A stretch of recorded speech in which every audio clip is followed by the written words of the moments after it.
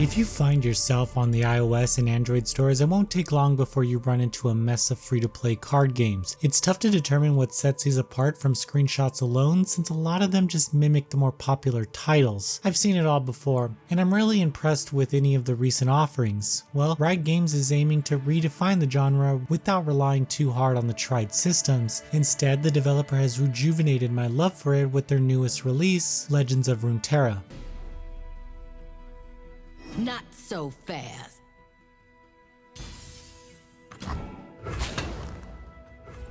Legends of Runeterra takes the existing League of Legends franchise and introduces it to the world of CCGs. While not all the 100+ champions can be found in the game, there are a few well-known faces like Lucian, Garen, Fizz, and many others that you can collect as card forms. The team did a great job tying in details of League of Legends lore for longtime fans to catch, but it's not entirely in your face that it alienates new players. The presentation alone gives the world originally crafted in League of Legends some much appreciated depth. This allows you to care about the characters within the cards and adds a layer of attachment to them as you create decks. Legends of Runeterra is extremely newcomer friendly since each card doesn't have a long explanation of their abilities and utility. Decks are separated into follower cards, champion cards, and spells. Players build decks around the champion cards and focus on different ways to level them up. This allows champions to become stronger and gain new abilities. Similar to other CCGs, players have access to an increasing number of play points and mana points each turn to play cards. Most games have cards acting as a barrier to stop attacks against your health, but in this title, you can choose to place your cards on the field to block incoming attacks. It's an interesting dynamic as there are certain times when it's not always ideal to block. Still, the objective of the game is to knock out enemy cards and destroy the Nexus. There are always going to be meta decks following each update, with some deck builds coming off more overpowered than others. For now, we have a monster build, Fiora barrier build,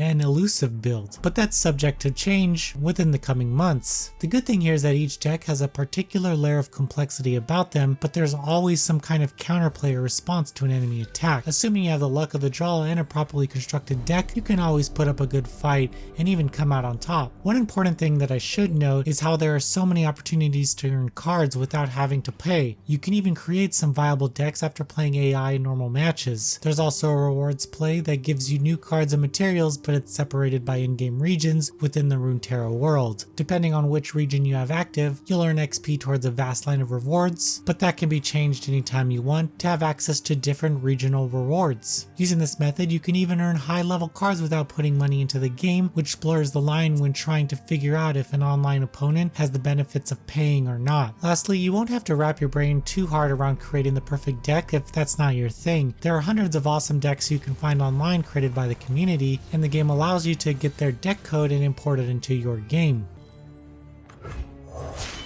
They will bleed for Noxus.